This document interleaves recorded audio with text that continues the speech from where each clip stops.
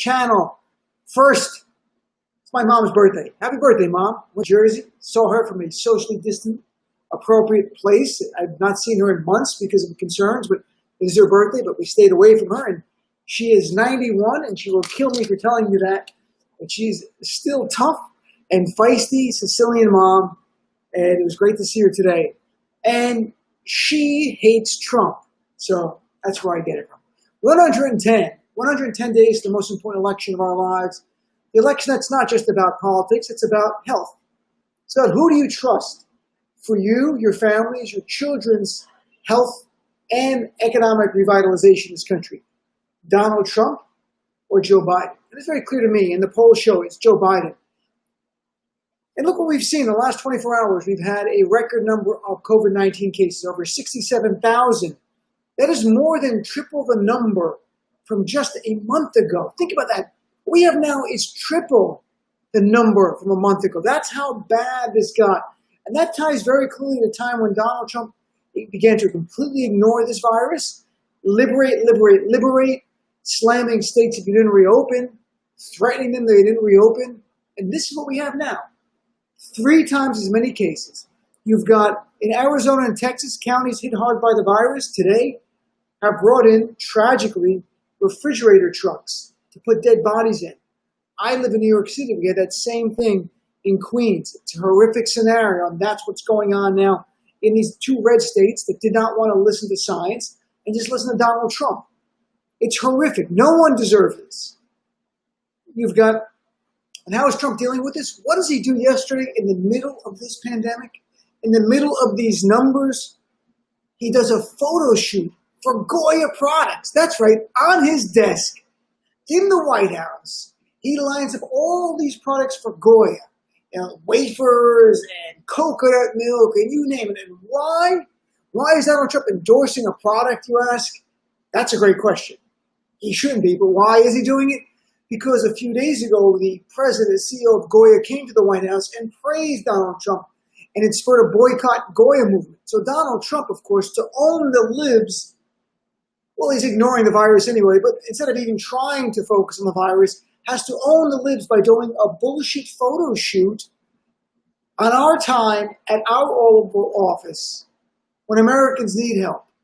That's who Donald Trump is, and that picture has to be in Joe Biden campaign ads this fall, just showing the statistics of where we are now, 140,000 Americans dead, and what is Donald Trump doing? Owning the libs by doing a photo shoot for Goya products on his desk. And just to prove this is not just Trump, that Trump's not an aberration, but a manifestation of this horrific GOP. Well, what are we seeing in the last 24 hours from Trump's GOP death cult? And it is a death cult now. The governor of Georgia, who's Trump's BFF, Brian Kemp, doing a stunning thing. And first, let me tell you what's going on in Georgia before I tell you what he did. In Georgia, Wednesday, they had nearly 2,800 people hospitalized statewide with COVID-19. That's the highest number in this entire crisis. You've got the nearly double number of dead since the beginning of the month. 84% of hospitals say available beds are filled up. People in Georgia are in need. Even today we learned unemployment jumped in the state as well. And what is Brian Kemp doing to keep the people safe, to get the economy going?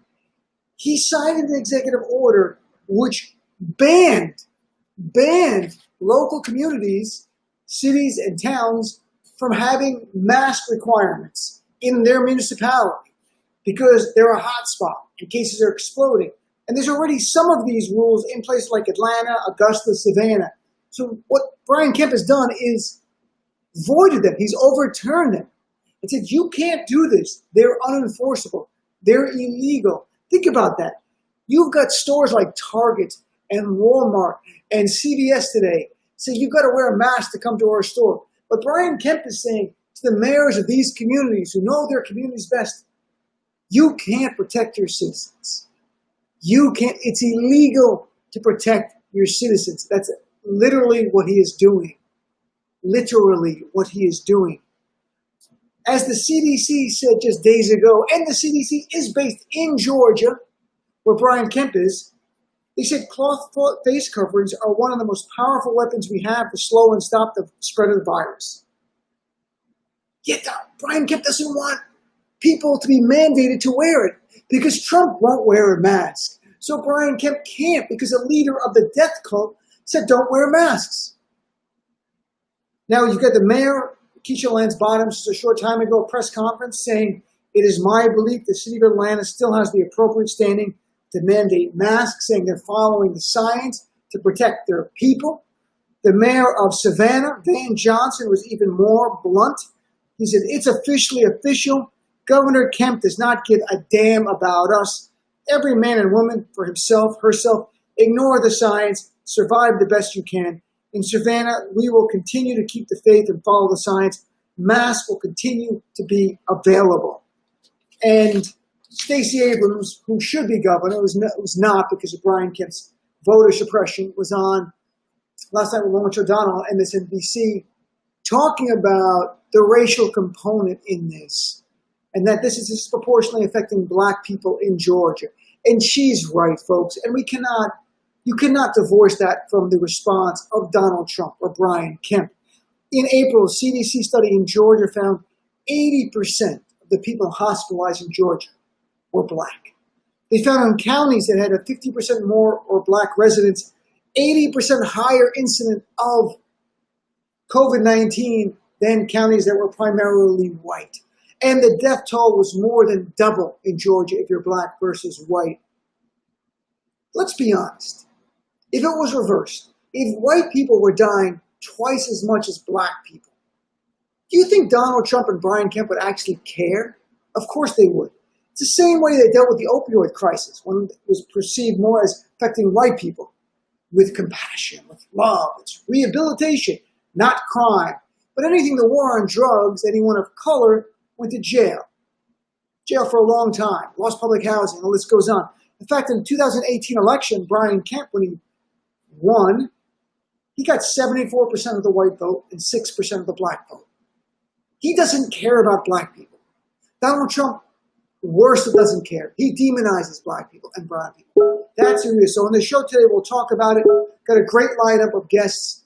Hope you join. Again, the show is live 6 to 9 p.m. on SiriusXM Progress Channel 127.